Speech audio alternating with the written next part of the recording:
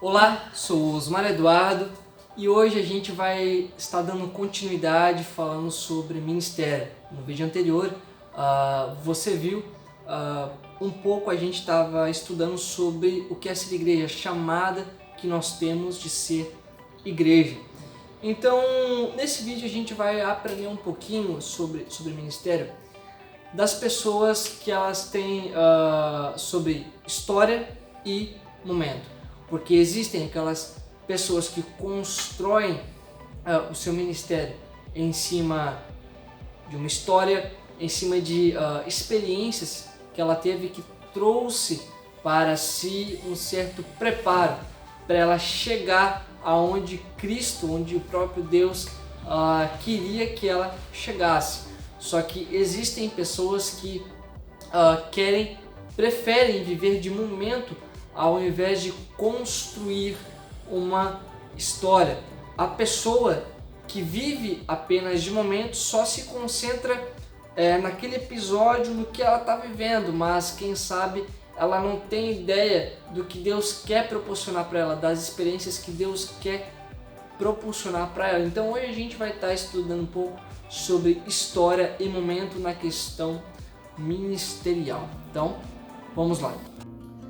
Então, para a gente poder entender, eu quero colocar aqui a pessoa de Jesus, para a gente poder estar estudando um pouco sobre a pessoa de Cristo. Quando a gente lê lá em Gênesis capítulo 3, a partir do versículo de número 15, a gente já vê o próprio Deus já profetizando a vinda do Messias que haveria de vir. Se você quiser me acompanhar na leitura, em Gênesis capítulo 3, no versículo 15, o texto vai dizer assim: "E porém inimizade entre ti e a mulher, e entre a tua semente e a sua semente. Esta te ferirá a cabeça, e tu lhe ferirás o calcanhar." A gente sabe que esse texto ele está em um contexto ao qual Adão e Eva eles acabaram de pecar, e nesse momento o próprio Deus ele vem e diz o que está escrito aqui nesse versículo, porque Eva e Adão eles pecaram. E o que foi que aconteceu com Eva? Ela recebeu a sentença de que toda mulher ela teria dores de parto, ela sentiria dores de parto. Tanto que o próprio Deus ele vai falar: "E por inimizade entre ti e a mulher, entre a tua semente e a sua semente, esta te ferirá a cabeça e tu lhe ferirás o calcanhar." E a sentença para o homem, para Adão neste caso, foi de que ele comeria do pó da terra, ou seja, ele teria que trabalhar para o seu sustento. Então você vê que a primeira profecia que vem aqui desde o Antigo Testamento, o próprio Deus profetizando o verbo que se encarnaria. Quem é esse verbo? O verbo seria o próprio Cristo. Então aqui a gente já percebe a primeira profecia da Bíblia, que é o próprio Deus profetizando a vinda de Jesus. E com tudo isso, também a gente pode ver no livro de Isaías, capítulo 7, no versículo 14, o que a gente pode estar vendo aqui. Perceba que em Isaías, capítulo 7, no versículo 14, diz assim: "Portanto, o mesmo Senhor vos dará um sinal." Isso aqui que o profeta Isaías ele vai estar relatando seria sobre a vinda de Cristo.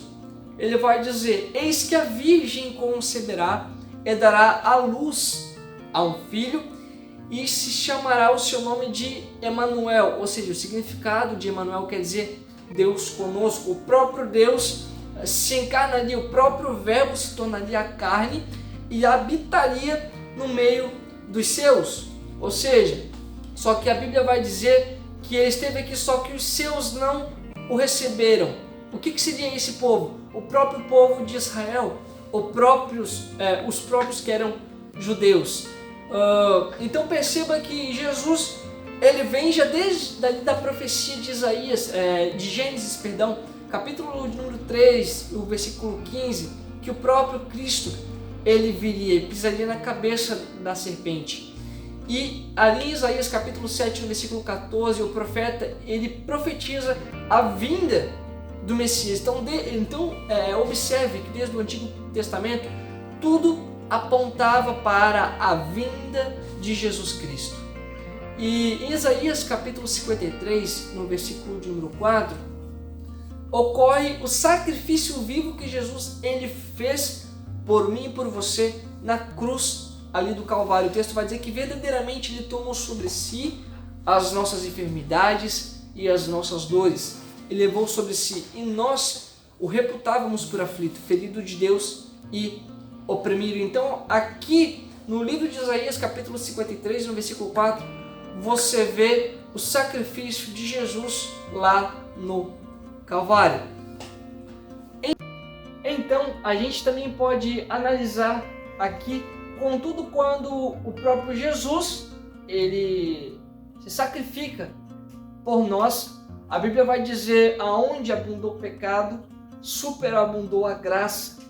Ou seja, um alto preço foi pago para que você viéssemos todos nós a termos vida, não só vida, mas como também vida com abundância. E é interessante vermos que em Mateus, capítulo de número 28, a partir do versículo 1 ao versículo 6, o texto vai dizer que quando alguns chegavam ali no sepulcro, alguém vai dizer: ele não está aqui, porque já ressuscitou. Ou seja, aqueles que foram ver, porque Jesus, logo após que foi crucificado, ele foi levado para o sepulcro, só que aqueles ali que haviam chegado, o anjo estava ali e disse para eles: olha, ele não está mais aqui, porque ele já ressuscitou. Então Jesus, ele venceu a morte. Jesus se sacrificou lá naquela cruz do Calvário para que hoje eu e você, nós estivermos aqui para adorá-lo e exaltá-lo. Então a gente pode também perceber que Jesus, ele revolucionou a história. Jesus, você percebe ali em Mateus capítulo 1, versículo de número 17, você pode ver de tantas gerações que se passaram para chegar até Cristo.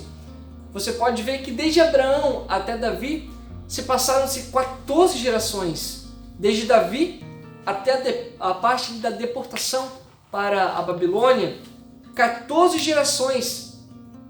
E desde a deportação para a Babilônia até chegar na pessoa de Cristo, se passaram mais 14 gerações. Então perceba que ali no texto de Mateus, capítulo 1, versículo 17, você vai ver que desde ali a gente vê por toda essa geração que se passou até chegar à pessoa de Cristo. Muitas influências, muitas guerras, muitas brigas, só que quando chegou ali na pessoa de Cristo, a gente pode ver ali que houve, digamos, uma quebra, que Cristo, quando chegou ali em sua geração, ele fez uma revolução em toda a sua história, por ter vindo, saído de uma família humilde, não nascendo em um berço de ouro, porém vindo como um homem simples. Israel pensava que iria vir um rei sentado em um cavalo branco, ia vir um rei em toda a sua glória. Não. Na Bíblia era profetizado um menino que seria chamado de Emanuel, e ele tiraria o pecado do mundo. Só que o que Israel não imaginava é que esse menino, essa criança que nasceria para sim tirar o pecado do mundo, mas nasceria não em um berço de ouro, mas em uma família completamente humilde, quem sabe às vezes até sem muitas condições de vida. Mas tudo isso Cristo ele passou para nos mostrar que a riqueza, a parte material, financeira, não é tudo em nossas vidas se nós não amarmos o nosso próximo, se nós não abençoarmos pessoas, se nós não servirmos ao reino de Deus como deveríamos servir. Então, a gente pode perceber que de tantos momentos de história que Cristo passou, a gente pode perceber algo lindo. Em Mateus capítulo 4, versículo 1 até o 10, a gente vê uma cena fantástica, onde o próprio Jesus, o próprio Cristo, ele mostra que é possível a gente vencer o pecado, que é possível nós vencermos as tentações, ainda mais quando temos um ministério, quando somos chamados por Deus para fazermos alguma coisa. Perceba que quando Jesus ele está sendo tentado, o próprio diabo, o próprio Satanás oferece a ele coisas grandiosas. Cristo é tentado na fome, é tentado na fé e é tentado também na prosperidade. Só que tudo ele vence com base na palavra. E o que eu acho mais engraçado de tudo isso é que o próprio Satanás, o próprio diabo, usa da palavra de Deus contra o próprio Deus. Ele usa da palavra de Deus contra o próprio Deus. Só que o Deus, ele nunca, jamais irá contra a sua palavra, porque o que está escrito é verdadeiro e é o que deve ser seguido. Então perceba que Jesus, ele marcou um momento de tempo ali com o Satanás, mostrando tudo aquilo ali para ele, mostrando para nós também que era possível que nós viéssemos vencer o pecado. Jesus marca um momento de tempo, transformando em uma história, transformando em algo que podemos ver que é possível sim vencer o pecado. De um momento de tempo, Jesus mostra que aquele que passa por momentos difíceis constrói uma história a ser contada. Satanás usou de momentos de tempo para frustrar a Jesus. Porém, Jesus, por ter uma história, por saber para o que foi chamado e sabendo que é o próprio Deus encarnado, ele frustra o próprio diabo usando a sua palavra. Jesus mostra que momentos de preparação, anote isso aí, Jesus mostra que momentos de preparação traz uma história de preparo. E é interessante a gente ver também que Jesus não vivia de momento. Jesus não vivia de momentos, mas fazia de cada momento uma história. Jesus curava cegos, paralíticos, ressuscitava mortos. Porém, a gente vê que tudo isso que aconteceu foram momentos que marcaram a história. Por isso que é muito pregado esses textos, quem sabe de Lázaro, a cura do paralítico do tanque de Betesda, o cego Bartimeu. Esses textos eles são textos muito bem pregados. Porém, Jesus utiliza desses momentos de cura, desses momentos de milagre, para que ele viesse construir ali uma história a ser contada e pregada por nós. Porque o ID de Cristo é pregar o Evangelho a toda a criatura. Então, finalizando aqui esse vídeo sobre ministério, história e momento, talvez você esteja passando por um momento difícil, por um momento complicado, porém eu quero te dizer, você como igreja é chamada. Você como igreja, Deus tem um chamado lindo com a sua vida. Deus, quem sabe, lhe entregou um ministério maravilhoso na palma das suas mãos. Porém, não permita que momentos te deixe fracassar. Não deixe que momentos te deixem enfraquecer na fé. Jesus, em seus momentos, nos mostra que os períodos que ele passou, Jesus ficou 40 dias e 40 noites jejuando para ser levado até o deserto.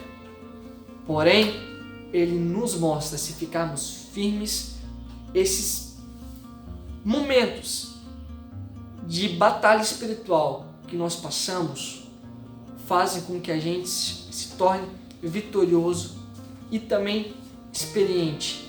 E também, contudo, podemos testemunhar para pessoas, para que, quem sabe, essas pessoas que passam ou estão passando esses momentos difíceis possam sim saber que são chamadas, são escolhidas, e a vitória é sempre em Cristo, porque a Bíblia diz que em Cristo Jesus somos mais que campeões. Não construa. Jesus marcou um momento de tempo transformando em história.